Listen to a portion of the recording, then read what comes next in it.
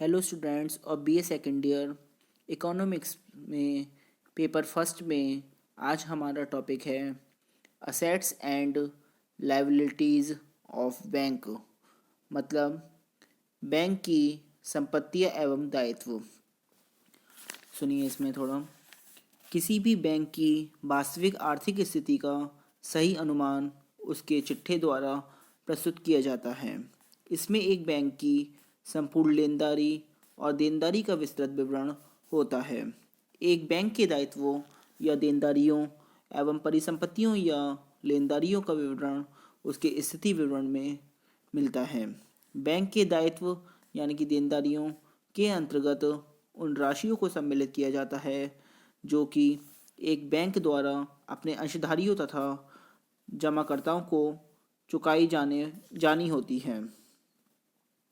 Bank की परिसंपत्तियों यानी कि या लेनदारियों में बैंक के पास नकद निधियों, केंद्रीय बैंक के पास जमा निधियों, अन्य बैंकों में जमा निधियों, अल्प सूचना ऋणों, विनियोगों, ऋण एवं अग्रिमों आदि को सम्मिलित किया जाता है। एक बैंक का स्थिति विवरण इसके द्वारा अर्जित आय के अलावा इसके द्वारा किए गए सौदों की पूर्ण जानकारी प्रदान करता है।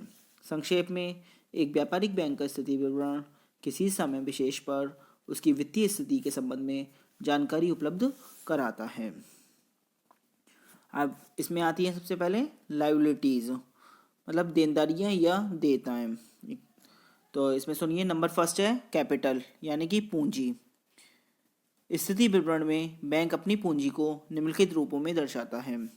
नंबर ए है ऑथोराइज्ड कैपिटल, मतलब अधिकृत पूंजी। इसमें सुनिए, प्रत्येक बैंक काम शुरू करने से पहले अधिकृत पूंजी की घोषणा कर देता है और इसी पूंजी के आधार पर अपने अंश निकालता है। अधिकृत पूंजी से अभिप्राय उस अधिकतम पूंजी से है जो बैंक लोगों से आवश्यकता पड़ने पर एकत्रित कर सकता है, इकट्ठा कर सकता है। नंबर बी है इशूड कैपिटल, निर्गमित पूंजी। यह आवश्यक नहीं कि कोई बैंक अपनी समूची अधिकृत पूंजी की कीमत के बराबर ही जनता को अंश बेचे, शेयर बेचे। अधिकृत पूंजी में से जितना अंश जनता में वास्तव में जारी किया जाता है उसे जारी पूंजी या निर्गमित पूंजी कहते हैं। नंबर सी है सब्सक्राइब्ड कैपिटल, स्वीकृत पूंजी। जारी या निर्गमित पूंजी का वह भाग जिसे लेने के लिए जनता प्रार्थना करती है उसे स्वीकृत पूंजी कहते हैं, मतलब सब्सक्राइब्ड कैपिटल कहते हैं। नंबर डी है पेड अप कैपिटल, मतलब चुकता पूंजी। स्वीकृत पूंजी का वह भाग जो लोगों द्वारा वास्तव में चुका दिया जाता है उसे चुकता पूंजी यानी कि पेड अप कैपिटल कहते हैं। अब है नंबर टू रिजर्व फंड यानी कि सुरक्षित कोष। इसके बारे में सुनिए, प्रत्येक बैंक एक सुरक्षित या प्रारक्षित कोष का निर्माण करता है। इस कोष का निर्माण अतिरिक्त लाभ में से किया जाता है। जब बैंक अपने संपूर्ण लाभ को अंशधारियों में वितरित न कर, मतलब उसे बांट कर वितरित न कर सुरक्षित कोष का निर्माण करते हैं तो इससे बैंक की कार्यशील पूंजी में तो वृद्धि होती ही है, साथ साथ बैंक की आर्थिक स्थिति दृढ़ हो जाती है। कोष दो प्रकार के होते हैं, वैधानिक कोष और अन्य कोष। वैधानिक कोष ही हैं जो किसी कानून के अंतर्गत रखे जाते हैं। उदाहरण के लिए, भारत में प्रत्येक बैंक को भारतीय बैंकिंग कंपनी अधिनियम के अनुसार अपने शुद्ध लाभ का कम से कम 20% भाग संरक्षित कोष में रखना पड़ता है। इसे वैधानिक कोष कहते हैं।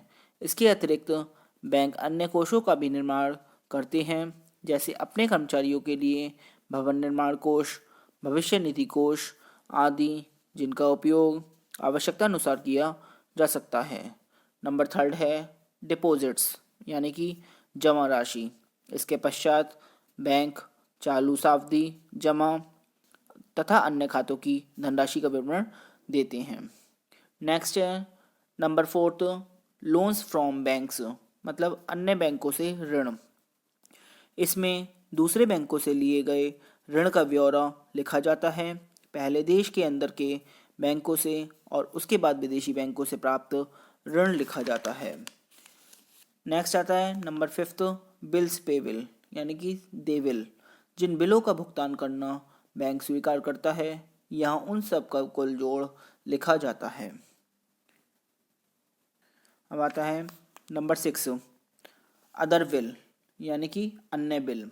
इसमें उन बिलों की राशि दिखाई जाती है जो बैंक के पास ग्राहकों द्वारा राशि एकत्रित करने के लिए, मतलब अमाउंट इकट्ठा करने के लिए जमा किए जाते हैं, डिपॉजिट किए जाते हैं। बैंक इन बिलों की राशि इकट्ठा कर ग्राहकों के नाम जमा कर देता है। तत्पश्चात ग्राहक इस राशि को बैंक से वापस निकाल सकता है। इस प्रकार यह बैंक की देनदारी होती है। नेक्स्ट है नंबर 7 एक्सेप्टेंस एंड एंडोर्समेंट, स्वीकृतियां एवं बेचान। इस शीर्षक के अंतर्गत उस राशि को दिखाया जाता है जिसकी कीमत के बराबर विनिमय बिल बैंक अपने ग्राहकों की ओर से स्वीकार करता है। इस प्रकार के स्वीकृत बिल बैंक की देनदारियां बन जाती हैं। नेक्स्ट है नंबर 8 कॉन्टीजेंट लायबिलिटीज़ यानी कि आकस्मिक देयताएं। इसके अंतर्गत बैंक अपनी ऐसी देनदारियों का ब्यौरा दिखाते हैं जो घट भी सकते हैं और नहीं भी। ऐसी देनदारी बैंक की निश्चित देनदारी नहीं होती। इस रकम को बैलेंस शीट में देनदारी की तरफ योग करते समय जोड़ा नहीं जाता है। नेक्स्ट है नंबर 9 प्रॉफिट एंड लॉस, लाभ और हानि। बैंक को वर्ष भर में जो लाभ प्राप्त होता है वह इस शीर्षक के अंतर्गत दिखाया जाता है। चूँकि लाभ अंशधारियों को चुकाना होता है, इसलिए यह बैंक की देयता होती है। अब आती हैं असेट्स, लेनदारियां या परिसंपत्तियां। बैंक के स्थिति विवरण में दाईं ओर मतलब राइट साइड बैंक की सब संपत्तियां दिखाई जाती हैं। इनका विस्तृत ब्यौरा इससे पूर्व बताया गया है, अतः यहाँ केवल संक्षिप्त विवरण दिया जा रहा है। नंबर 1 है कैश यानी कि नकदी। व्यापारिक बैंक की परिसंपत्तियों में नकदी का विशेष महत्व है। प्रत्येक बैंक को बैंकिंग कार्य करने के लिए कुल नकदी यानी कि टोटल कैश अपने पास अवश्य रखनी पड़ती है। अनुभव से बैंक को यह ज्ञात हो जाता है कि कुल जमाओं का कितना प्रतिशत भाग नकदी के रूप में संचित रखा जाना चाहिए, रिजर्व रखा जाना चाहिए। साधारणतया कुल जमाओं का 10 से 12% नकद कोष के रूप में रखा जाता है, मतलब 10 से 12% कैश में रखा जाता है, कैश के रूप में। इस नकद कोष का कुछ भाग अन्य बैंकों के पास याचना मुद्रा तथा केंद्रीय बैंक के पास जमा के रूप में भी रखा जाता है, क्योंकि इस प्रकार की जमा नकदी के समान तरल होती है। नेक्स्ट आती है number 2 money at call and short notice, मतलब अल्प सूचनार्थ ऋण। इसके अंतर्गत बैंक के अति अल्पकालीन ऋण आते हैं। ये ऋण दो प्रकार के होते हैं। प्रथम, जिनकी वापसी के लिए किसी पूर्व सूचना की आवश्यकता नहीं होती, इन्हें याचना राशि कहते हैं। द्वितीय, वे ऋण जिन्हें 24 घंटे से लेकर 1 सप्ताह तक की सूचना पर वापस करना होता है, ऐसे ऋण अल्प सूचनार्थ ऋण कहलाते हैं। नेक्स्ट है नंबर 3 डिस्काउंटेड बिल, मतलब भुनाए हुए बिल। सुनिए, इसमें बहुधा ग्राहक बिल की दातव्य तिथि के पूर्व ही कुछ ब्याज देकर बिल की रकम बैंक से ले लेते हैं। बैंक यह सोचकर कि बिल की अवधि समाप्त होने पर बिल का भुगतान तो मिल ही जाएगा, बिलों का रुपया उनके स्वामी को दे देते हैं। इसे बैंक द्वारा बिल भुनाना कहते हैं। ऐसे समस्त बिलों का योग बैंक की लेनदारी होती है। नेक्स्ट है नंबर 4 इन्वेस्टमेंट, मतलब विनियोग। प्रायः सभी व्यापारिक बैंक अपने कुछ कोषों के एक भाग से सरकारी या गैर सरकारी प्रतिभूतियां खरीदते हैं। प्रतिभूतियां खरीदते समय एक ओर तो वे सरकारी आदेश का पालन करते हैं तथा दूसरी ओर वे अपनी आय का भी ध्यान रखते हैं।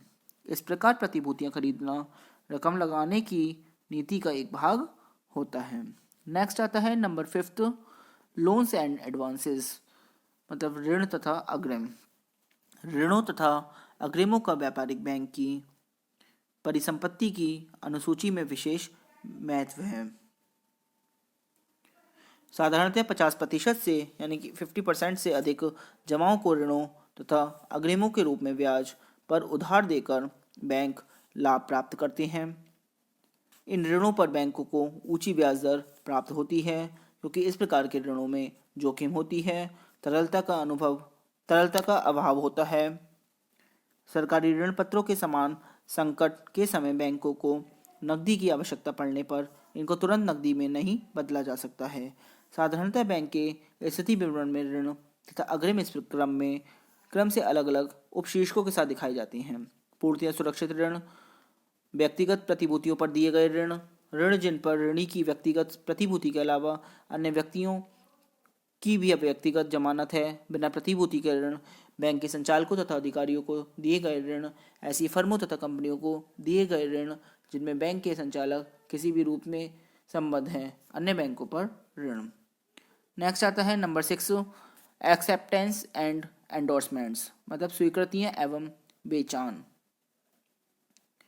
इसमें सुनिए, इस शीर्षक के अंतर्गत उन विनिमय बिलों की समूची कीमत दिखाई जाती है जिन्हें बैंक ने अपने ग्राहकों की ओर से स्वीकार किया होता है। यह राशि बैंक की देनदारियों में भी दिखाई जाती है। चूंकि इसे आर्थिक विवरण के दोनों ही स्तंभों में दिखाया जाता है, इसलिए आर्थिक विवरण के कुल योग पर इसका कुछ भी प्रभाव नहीं पड़ता है। नेक्स्ट है number 7 workplace furniture and other assets, मतलब कार्य स्थान, फर्नीचर तथा अन्य संपत्ति। इसके अंतर्गत बैंक की समस्त चल और अचल संपत्तियों को दर्शाया जाता है। इससे बैंक के कार्यालय का भवन, फर्नीचर, स्टेशनरी आदि परिसंपत्तियों को सम्मिलित किया जाता है। आज के लिए इतना ही। Thank you very much.